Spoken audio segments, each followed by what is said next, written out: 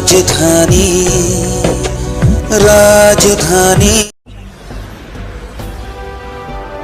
ताज्या व महत्त्वाच्या बातम्या बघण्यासाठी प्रबलभूमी चॅनलला सबस्क्राइब करा व बेल आयकॉनवर क्लिक करा।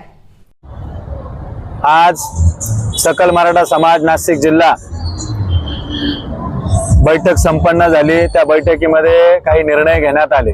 त्यामध्ये सगळ्यात महत्त्वाचा निर्णय म्हणजे येणारी दिवाळी जर मराठा समाजाला आरक्षण मिळालं नाही, राज्यकर्त्यांनी जर जरांगे पाटलांची भूमिका मान्य केली नाही तर येणारी दिवाळी ही काळी दिवाळी म्हणून मराठा समाज व समाजाबरोबर जे काही समाज इतर समाज बांधव आहेत त्यांनी निर्णय घेतला एकमुखाने की आम्ही काळी दिवाळी यावेळी साजरी करू, कुठलीही खरेदी करणार नाही। प्रत्येक गावामध्ये 2 लोकांनी तरी आमरण उपोषण करायचं असा ठराव या ठिकाणी करण्यात आलेला आहे। तिसरी भूमिका मनोज जरांगे पाटील जेही आंदोलन पुकारतील तेच आंदोलन जिल्ह्यात करण्यात येईल, इतर आंदोलन कोणीही स्वतंत्र अजेंडा चालून करू नये। या अशा सगळ्या पद्धतीचे निर्णय त्या ठिकाणी अनेक निर्णय घेण्यात आले। त्याचबरोबर राजकीय पक्षांच्या सर्व छोट्या मोठ्या पदाधिकाऱ्यांनी कुठलाही त्यांच्या पक्षाचा कार्यक्रम घरात ते गल्लीत ते दिल्लीपर्यंत करायचा नाही। जे नेते असं करतील ते समाजाच्या विरोधात आहे असा समज करून त्या लोकांना येणाऱ्या निवडणुकीमध्ये धडा शिकविला जाईल।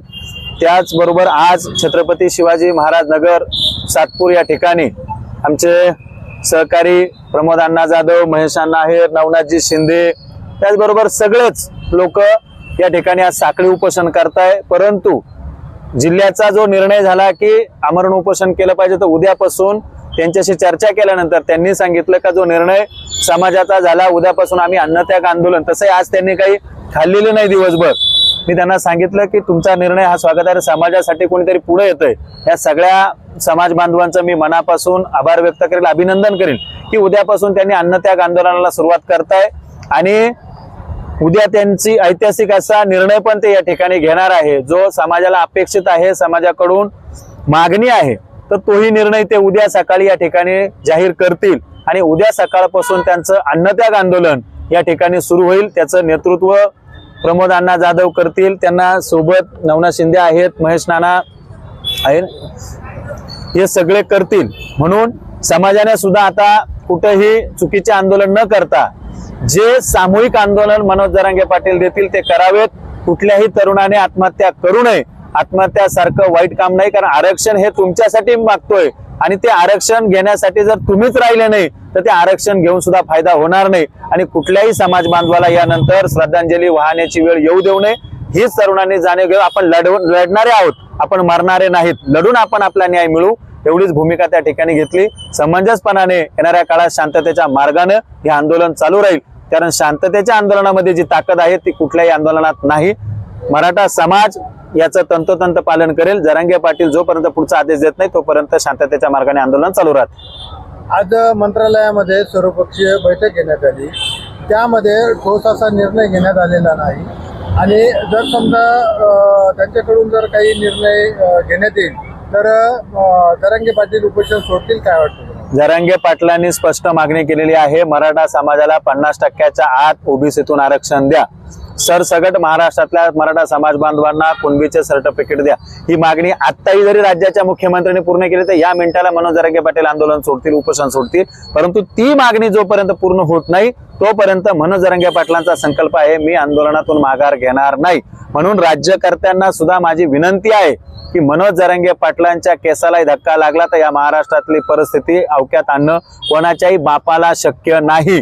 मनोज जरांगे पाटलांची प्रकृती बघतात राज्य सरकार उद्या सकाळपर्यंत निर्णय घेईल अशी शाश्वती आम्हाला वाटते। राज्याच्या मुख्यमंत्र्यांवर आमचा विश्वास आहे, परंतु देवेंद्र फडणवीस ज्या पद्धतीनं राजकारण खेळताय ही साफ चुकीची गोष्ट आहे आणि वरून देवेंद्र फडणवीसांना जर आरोप केले तर त्यांचे बगल बच्चे येऊन मीडिया समोर बोलतात। मी त्या लाड आणि त्यांच्या प्रवक्त्यांना सांगतो तुमची जास्त कुमकुमी दाखवू नका, तुमच्या नेत्याला सांगा स्पष्ट भूमिका घ्यायला। अहो केंद्रात तुमचं सरकार आहे, राज्यात तुमचं सरकार आहे, एका दिवसात जीआर निघू शकतो, का काढत नाही? विशेष अधिवेशन बोलवलं त्याचा सुद्धा निर्णय होत नाही। इतके राज्यकर्ते मग्रूर झाले असतील तर मराठा समाज सुद्धा त्याला जशा तसं उत्तर द्यायला बांधील आहे।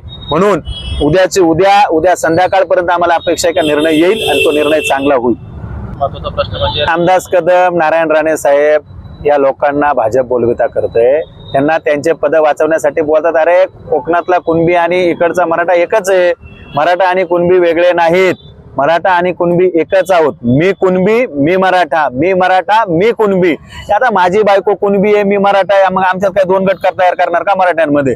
असं काही नाहीये. तो स्टंटबाजी आहे. रामदास कदम तर इतका माणूस बोगस आहे, त्या माणसाला काय करावं हेच कळत नाही. स्वतःच्या पोरावर पक्षात अन्याय झाला तर रडणारा रामदास कदम, अरे इतर लोकांचे लेकरं शिक्षण भेटत नाही, नोकरी मिळत नाही म्हणून आत्महत्या करताय आणि तुम्ही राजकारण करताय. त्या रामदास कदमांचा मी जाहीर निषेध करतो. रामदास कदमांमध्ये हिंमत असेल ना तर त्यांनी एकदा समाजासमोर येऊन दाखव, समाज त्यांना त्यांची जागा दाखवून देईल. निलेश राणेंनी आजच एक स्टेटमेंट केलेलं आहे की जरांगे पाटलांची स्क्रिप्ट कोणीतरी लिहून देत आहे. काय आहे हे लोक सकाळी सकाळी काय खाऊन बोलतात काहीच कळत नाही. निलेश राणेंना म्हणा तुम्ही तुमचं पाहा ना, कोण कोणाला स्क्रिप्ट लिहून देतंय, मग ती स्क्रिप्ट तुम्हाला माहित असेल तर समोर आणा, उघड करा. कशाला उगाच कोणाला नव्हतं तुमचं काय झालंय यांना कोणी विचारत नाही समाजात. फक्त प्रवाद टिकायचं, प्रसिद्धी स्टंट द्यायचे, हा यांचा अजेंडा आहे. आणि त्या निलेश राणेला कोण विचारतं? ह्या निलेश राणेंनी त्यांच्या याच्यात राहावं. त्यांना काही समाजाने आवतन दिलेलं नाही. ठीक आहे, तुमच्या वडिलांचं खूप चांगलं काम आहे, आम्ही आजही नारायण राणेचा सन्मान करतो, पण ते स्टेटमेंट चुकीचे देतात. तुम्ही भाजपपेक्षा तुम्हाला मराठा समाज महत्वाचा आहे, ती भूमिका तुम्ही घेतली पाहिजे. तुम्ही भलत्याच भूमिका घ्यायला लागले म्हणून अशा लोकांना फार महत्व देऊ नका.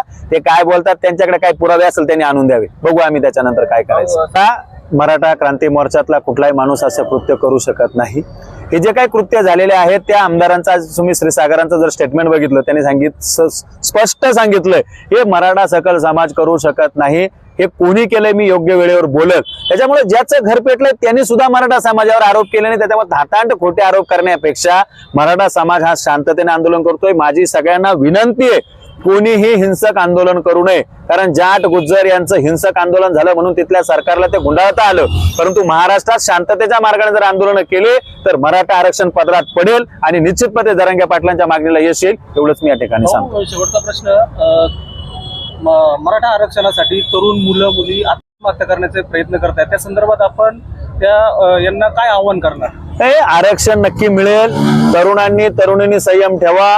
कोणीही, कारण 13 दिवसात 26 आत्महत्या झाल्या मराठा आरक्षणाच्या. राज्यकर्त्यांना थोडस देवेंद्र फडणवीस साहेब, आपण एकीकडे फक्त घरं जाळे ते कोणी जाळे माहिती 307 गुन्हा दाखल करण्याची भाषा करतात. मग आमचे हे तरुण तुमच्या चुकीच्या धोरणामुळे आत्महत्या करतात, तुमच्यावर 302चा गुन्हा दाखल करावा का आम्ही? अहो, राज्यामध्ये परिस्थिती बिकट आहे. तरुणांना माझा हात जोडून विनंती आहे, कोणीही टोकाचे पाऊल उचलू नका, कोणीही चुकीचे निर्णय घेऊ नका. आरक्षण मिळेल, त्या आरक्षण पाहण्यासाठी तुम्ही असावं ही आमची कळकळीची अपेक्षा आणि विनंती आहे. या आमदार खासदारांनी यांची नौटंकी बंद करावी. तुम्हाला तिथं समाजाचे प्रश्न मांडण्यासाठी निवडून दिले. हे तुमच्याकडे कोणी राजीनामे मागत नाही. कशाला राजीनामे देता?